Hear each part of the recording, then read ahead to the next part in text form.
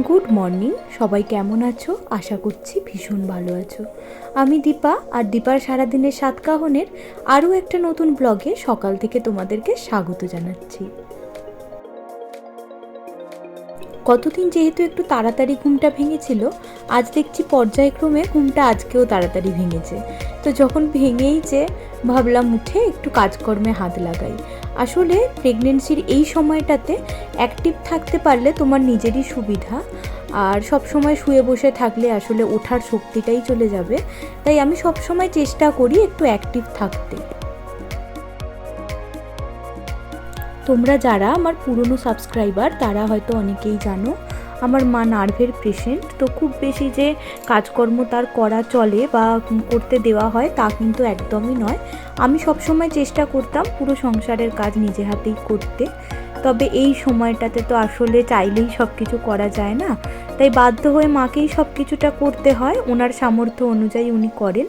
তো দেখা যায় কি ফাঁক ফোকরে অনেক কাজ বাকি পড়ে থাকে, সেগুলো না করা হয়ে ওঠে না। আর যেহেতু আমি সব সময় সব কিছুটাকে গুছিয়ে রাখতাম, তো অগোছালো দেখলে আমারও মনটা খারাপ হয়।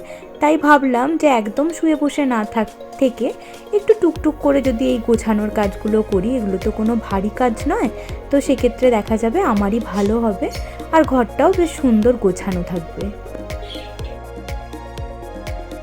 আমি যখন জন্মাই তখন আমার মায়ের কন্ডিশন খুব একটা ভালো ছিল না শারীরিকভাবে। তো তখন আমাকে আমার মাসি এসে মানুষ করেছেন বলা যেতে পারে। বেশিরভাগ সময়টা উনিই আমাকে নিয়ে থাকতেন। একদম ইনিশিয়াল যে টাইমটা সেটা আমি ওনার সাথেই কাটিয়েছি। তো মাসি পরের মাসে মেবি এখানে চলে আসবে, আর পুরো ব্যাপারটা মাসির কাছেই হ্যান্ডওভার হয়ে যাবে সাংসারিক দিকটা। তখন দেখা যাবে কি রেস্ট নিলেও খুব একটা প্রবলেম হবে না। তবে এখন যেহেতু কটা দিন বাকি আছে, আমি চেষ্টা করছি যে একটু অ্যাক্টিভ থাকার, যাতে খুব একটা প্রবলেম না হয়। আর শুয়ে পড়লে না দেখবে ওঠার আর ইচ্ছাটা থাকে না, তাই আমি সবসময় চেষ্টা করি একটু বসে বসে কাজগুলো মেটাবার।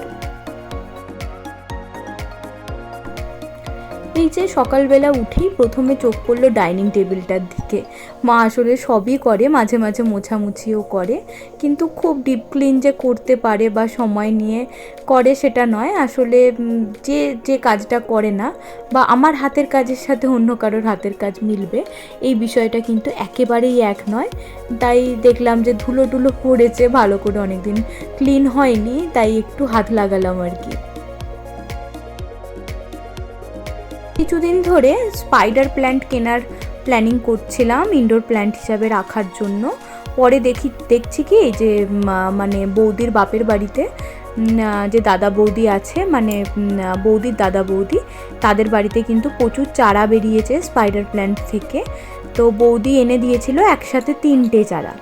তো 3টে চারা তো আসলে হবে কি হবে না, কোনোটা মারা যায় নাকি, এই ভেবেই 3টে এনে দিয়েছিল। এখন বসানোর পরে দেখছি 3টে গাছই লেগে গেছে। তো কোথায় রাখবো গাছগুলো এখনও ঠিক করে উঠতে পারিনি।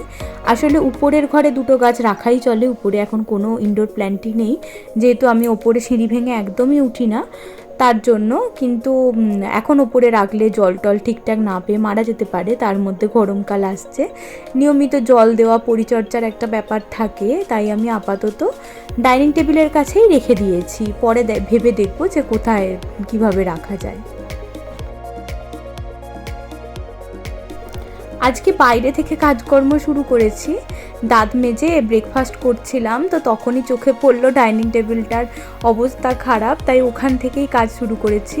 পরে মনে হলো যে বিছানাটা তোলার মুদ্রা কাজটাই বাকি থেকে গেছে। আর এখন সত্যি বলতে কি একদম টান টান করে বিছানা পাতা, নিয়মিত বিছানার চাদর টাদর চেঞ্জ করা, এগুলো আর হয়ে ওঠে না। আসলে আমি তো আর কাচাকাচি করতে পারছি না, তার মধ্যে আমার বাড়িতে ওয়াশিং মেশিন নেই, তো হাতেই কাচতে হয়। আর মায়ের উপর এতটা প্রেশার দিতে আমার সত্যিই খুব খারাপ লাগে। তো আমি কি করি, যখন চাদরটা একটু নোংরা হয় তখনই তুলি। তো সাদা চাদরটা পেতেছিলাম, আর এই যে বাড়িতে মিস্ত্রিদের কাজ হয়েছিল তারপর থেকে না পায়ে পায়ে বালি কিচকিচ করছে, আর দেখলাম চাদরটা খুব তাড়াতাড়ি নোংরা হয়ে গেল। তুলবো কি তুলবো না একটা দ্বন্দ্বের মধ্যেই ছিলাম। তারপর মা বললো আজকে ভালো রোদ বেরিয়েছে, এখনই তুলে দে, আমি কেচে দেবো, পরে শুকিয়ে যাবে সময় করে। তাই মনে জোর নিয়েই বলতে পারো চাদরটা তুলে দিলাম। এখন না বিছানার চাদর আর খুব ভালো করে পাততে পারি না, বেশ সুন্দর করে টান টান করে আগে যেভাবে পাততাম না ওইভাবে উঠে উঠে পেট নুইয়ে নুইয়ে আমি আর করতে পারি না। তো খারাপ তো লাগেই, প্রতিদিনই দেখি চাদরটা এলোমেলো হয়ে যাচ্ছে, কিন্তু তাও যতটা পারি করার চেষ্টা করি। আসলে দেখো, জোর দিয়ে তো কিছু করতে পারবো না, আমার মধ্যে একটা প্রাণ রয়েছে, তার চিন্তাটা আমাকে সবার আগে করতে হয়। তার মধ্যে হাঁপিয়ে যাওয়ার যে একটা ব্যাপার রয়েছে শ্বাসকষ্টের, এই জিনিসটা আমাকে সত্যিই খুব কষ্ট দিচ্ছে থার্ড ট্রাইমেস্টারে আসার পর থেকে। হাতে গোনা হয়তো আরও কিছুদিন এরকম কষ্ট ভোগ করতে হবে, তো ততদিন আমি এইভাবেই মানিয়ে নিয়ে চলছি। আর তার সাথে দেখছি তোমরাও মানিয়ে নিয়ে চলছো, তো তার জন্য তোমাদের কাছে আমি ভীষণভাবে কৃতজ্ঞ। কথা বলতে বলতে বিছানার চাদর পেতেও দিয়েছি আর সব গুছিয়েও দিয়েছি। আর এখন এমন একটা বাজে ওয়েদার, না ঠান্ডা না গরম, কম্বল গায়ে দিলে মনে হয় গরম হচ্ছে আর কম্বলটা খুলে ফেললে মনে হয় ঠান্ডা লাগছে। তো ঠিক করেছি যে হালকা যে কম্বলগুলো হয় একদম পাতলা ওগুলোই ব্যবহার করব, আর যেগুলো রয়েছে সেগুলোকে আজকে রোদে দিয়েছি। আপাতত ওইভাবেই আমি তুলে রাখবো আর পরে সময় করে একটু কাচাতে দিয়ে দেব। এবারে আর ঘরে কাচানোর মতো অপশান তো নেই, তো দেখতে হবে কোন দোকানে কম্বল কাচায়, কেননা আমি কোনো দিন দিইনি এখনও পর্যন্ত। প্রতিবার শ্যাম্পুর জল দিয়ে আমি আর আমার হাজব্যান্ডই করে ফেলি। তবে এবারে যেহেতু আমি অক্ষমতার শীর্ষে দাঁড়িয়ে আছি, সেহেতু কিন্তু সব কিছুই একটু বুঝে সুঝে করতে হচ্ছে আর কি। আমি কিন্তু এর ফাঁকে বাসি জামা কাপড় ছেড়েছি, গপুকে খেতে দিয়েছি, সেবা দিয়েছি সকালের, তারপর ঠাকুরের বাসন কোসনও ধুয়ে মেলে দিয়ে এসে তারপর দেখছি মা রান্না করছে, তো বললাম আমি একটু মাছের ঝোলটা বসাই আর তুমি বিছানার চাদরগুলো কেচে দাও। তার জন্য রান্নাঘরে এসেছি। আসলে আমি দেখালেও পরপর কাজগুলো, কোনো কাজই কিন্তু পরপর করে ফেলার মতো শরীরের জোর এখন আর আমার নেই, তো একটু একটু করে বসি, একটু একটু করে কাজ করি। একটানা যে সবটা নিজের হাতে করি সেটা কিন্তু কখনোই নয়। আসলে এখন শরীরে না এতটাই কষ্ট পাই বা বেগ পাই, মনে হয় মাঝে মাঝে যে না শুয়ে পড়ি, আর ভালো লাগছে না। তারপর পরক্ষণেই মনে হয় প্রেগনেন্সির এই টাইমটাতে অ্যাক্টিভ থাকাটা ভীষণ জরুরি, এতে ডেলিভারির সময়ের অনেক কমপ্লিকেশানস দূরে চলে যায়। আর আমার সেরকমভাবে কোনো প্রবলেম শুরুর থেকে প্রেগনেন্সিতে আসেনি, এমনকি কোনো ব্লাড টেস্ট বা কোনো কিছুতেই কোনো খারাপ রেজাল্ট আসেনি। তো বলা যেতে পারে আমি ভীষণভাবেই সুস্থ। তবে এই পেটটা বড় হয়ে যাওয়া আর তার মধ্যে একটু ওজনটা বৃদ্ধি পাওয়া, এই দুটোর কারণে আমার একটু শ্বাসকষ্ট আর তার সাথে হাঁপিয়ে যাওয়ার প্রবলেমটা দেখা দিচ্ছে। তো এই দুটোকে যদি আমি একটু ওভারকাম করে যেতে পারি, আমার মনে হয় প্রেগনেন্সির জার্নিটা যেরকম স্মুথভাবে চলছিল সেইভাবেই আমি পার করে ফেলতে পারবো। ওদিকে ঝোলটা চাপিয়ে দিয়েছি আর এদিকে মায়ের জামা কাপড়গুলো কাচা হয়ে গেছে, তো এগুলোকে এখন মেলে দেব, দিয়ে নিজেও যাব স্নান করতে।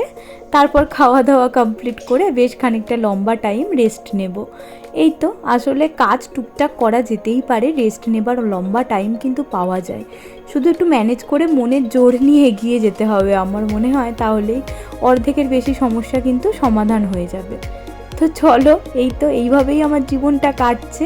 আর এই যে ভাঙাচোরা জীবনের অঙ্গ হয়ে তোমরা আমার সাথে রয়েছো এই সময়টাতেও, তার জন্য আমি ভীষণভাবে কৃতজ্ঞ এবং তোমাদেরকে ধন্যবাদ জানাচ্ছি। তবে অনেকেই এরকম আছো তোমরা যারা কিন্তু নিয়মিত আমার ব্লগ দেখো, কিন্তু চ্যানেলটাকে লাইক শেয়ার সাবস্ক্রাইব কিছুই করো না। তাদের কাছে একটু অনুরোধ করব যে এই সময়টাতে প্লিজ আমার পাশে থেকো। আর কিছু দিনের অপেক্ষা, তারপর হয়তো অনেক সুন্দর সুন্দর ব্লগ তোমরা দেখতে পাবে।